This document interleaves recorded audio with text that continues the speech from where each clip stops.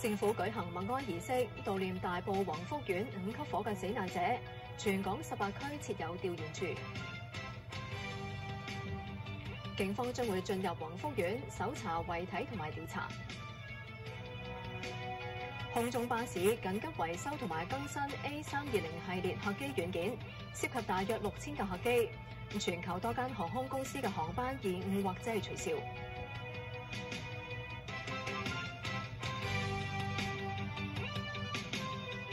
各位歡迎收睇午間新聞。大埔宏福苑5級大火造成128人死亡，83個人受傷，仲有大約200個失聯個案情況未明。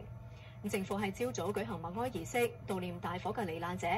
政府1連3日亦都下半旗致哀。